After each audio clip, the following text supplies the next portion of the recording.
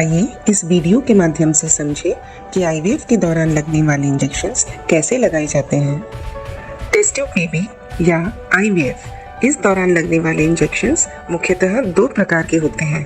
पहला सबक्यूटेनस यानी पेट पर लगाने वाले इंजेक्शन। यह इंजेक्शन क्लिनिक से बताए गए दिन अनुसार शुरू किए जाते हैं एवं तब तक लगाए जाते हैं जब तक अंडाशय में से अंडे निकालने की प्रक्रिया पूरी न हो जाए। पेट पर लगने वाले इंजेक्शंस पेशेंट स्वयं लगा सकते हैं।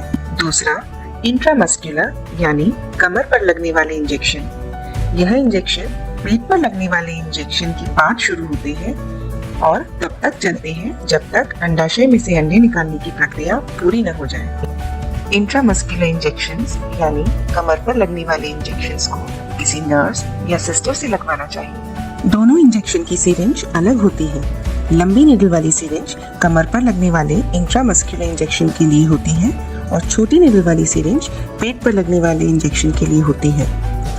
दोनों प्रकार की सिरिंज आपको आपके इंजेक्शन के साथ क्लिनिक की तरफ से पैक करके दी जाती है। आइए समझें कि आईवीएफ के इंजेक्शंस को किस तरह मिलाया जाता है।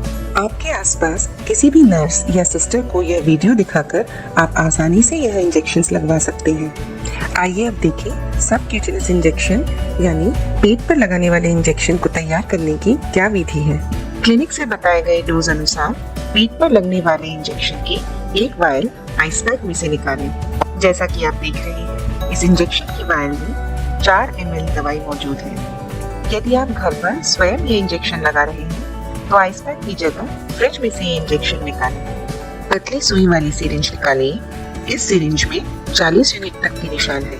0.5 ml दवाई निकालने के लिए 20 यूनिट निशान तक दवाई भरें। फ्रिज या आइस पैक में से निकाले गए इंजेक्शन के वायल में से 0.5 ml यानी 20 यूनिट तक सिरिंज भरें।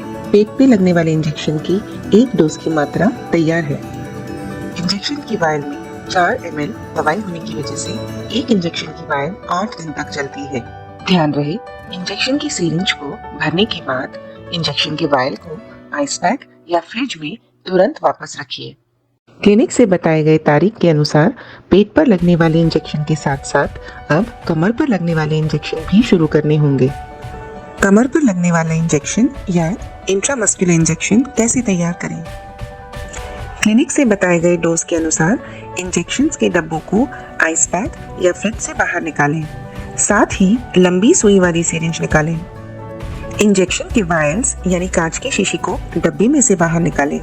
जैसा कि आप देख रहे हैं, एक इंजेक्शन के डब्बे में 2 वायल्स होती हैं। एक वायल जिसमें 150 यूनिट दवाई का पाउडर है और एक वायल जिसमें पानी जैसा दिखने वाला सॉल्वेंट है। सॉल्वेंट की मात्रा 1 ml होती है।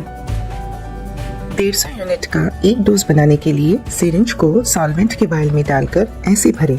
ध्यान रहे, पूरा 1 ml सॉल्वेंट निकालें। अब इस भरे हुए 1 ml की सिरिंज को पाउडर वाले वायल में ऐसे डालें। पूरा 1 ml सॉल्वेंट उसमें छोड़ दें।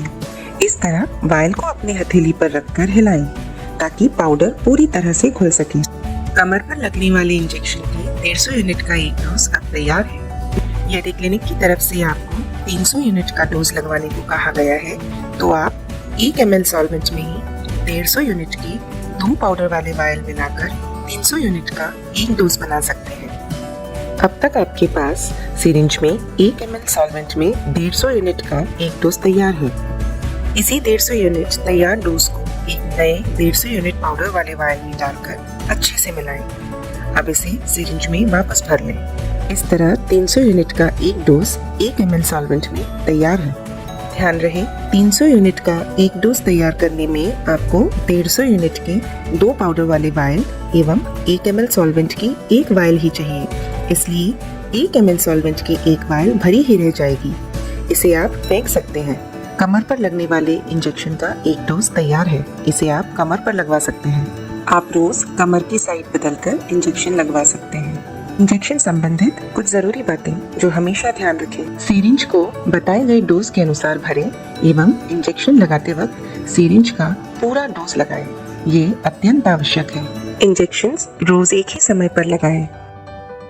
दोनों इंजेक्शंस यानी कमर पर लगने वाले इंजेक्शन और पेट पर लगने वाले इंजेक्शन आप एक ही समय पर लगा सकते हैं। शरीर के जिस हिस्से में इंजेक्शन लगा है वहां दर्द होने पर बर्फ से सिकाई करें।